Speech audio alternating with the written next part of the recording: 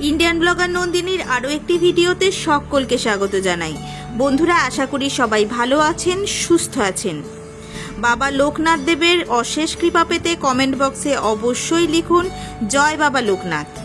আজকের পর্বের বিষয় হলো এই বছর অর্থাৎ 2025 সালে বাংলা 1432 বঙ্গাব্দে লোকনাথ বাবার তিরোধান দিবস কবে পড়েছে, বাবাকে পূজা করার শুভ সময় কখন থাকতে চলেছে, বাবার প্রিয় ফুল, ভোগ, ফল ও মিষ্টি কি সেটি জেনে নেব এবং এর সাথে আরও জানব লোকনাথ বাবাকে এই দিন তুষ্ট করার জন্য এই 5টি সহজ উপায় অবলম্বন করুন। এই সব কিছুই জানবো আজকের ভিডিও থেকে। ভিডিওটির মূল পর্বে যাব তার আগে ইন্ডিয়ান ব্লগার নন্দিনী চ্যানেলটিকে সাবস্ক্রাইব করে পাশে থাকা বেল আইকনটি প্রেস করার অনুরোধ রইল, যাতে সকল ভিডিও নোটিফিকেশন আপনারা সহজেই পান।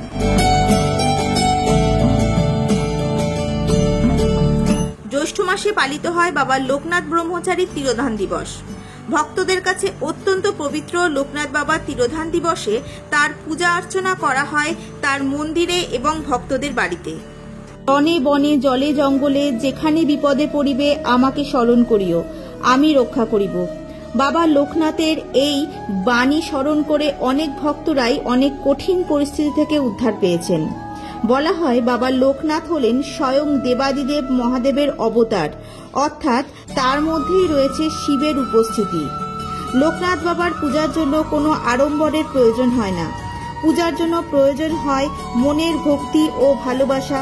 বাবাকে মনের ভক্তি ও ভালোবাসা দিয়ে আরাধনা করতে হয়, তাহলেই বাবা সন্তুষ্ট হন। চলুন এবার জেনে নেওয়া যাক এই বছর অর্থাৎ 2025 সালে বাংলা 1432 বঙ্গাব্দে লোকনাথ বাবার তিরোধান দিবস কবে পড়েছে এবং এই দিন লোকনাথ বাবাকে পূজা করার শুভ সময় কি থাকতে চলেছে, বাবার প্রিয় ভোগ, ফুল, ফল ও মিষ্টি কি সেগুলি চলুন জেনে নেব। লোকনাথ বাবার প্রিয় ফুল নীল শাপলা বা শালুক। এছাড়াও যে কোনো ধরনের সাদা ফুলে বাবা সন্তুষ্ট হন। ফুলের সাথে অবশ্যই বেলপাতা অর্পণ করবেন। ফলের মধ্যে তালশাঁস ও কালোজাম প্রধান। এছাড়াও জ্যৈষ্ঠ মাসের মৌসুমী ফল বাবা লোকনাথ দেবকে অর্পণ করবেন, যেমন আম, জাম, কাঁঠাল, লিচু। মিষ্টান্ন ভোগের মধ্যে প্রথমেই রয়েছে মিছরি।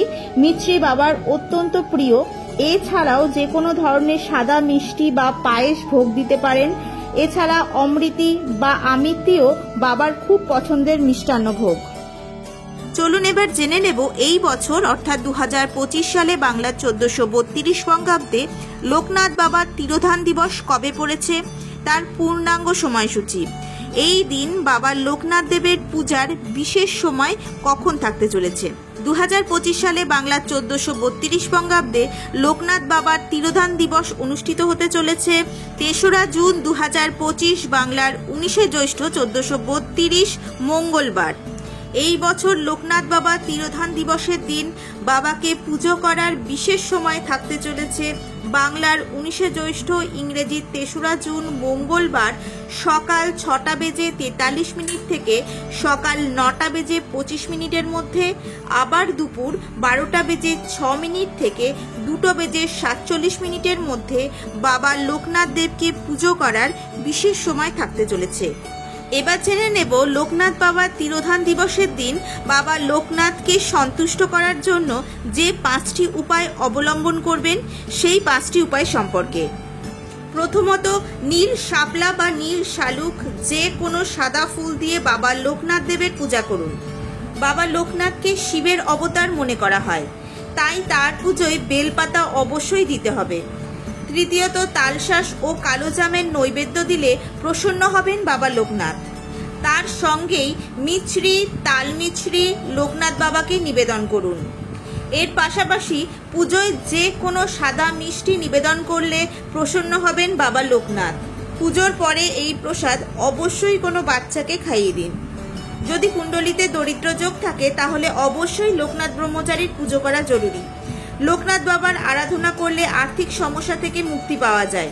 তবে এর জন্য বছরের একদিন নয়, প্রতি সোমবার আপনাকে জয় বাবা লোকনাথ, জয় ব্রহ্ম লোকনাথ, জয় শিব লোকনাথ, জয় গুরু লোকনাথ এই মন্ত্র উচ্চারণ করতে হবে। তাহলে দেখবেন সব বিপদ কেটে যাবে, জীবনের সব বাসনা কামনার পূরণ ঘটবে। জয় বাবা লোকনাথ।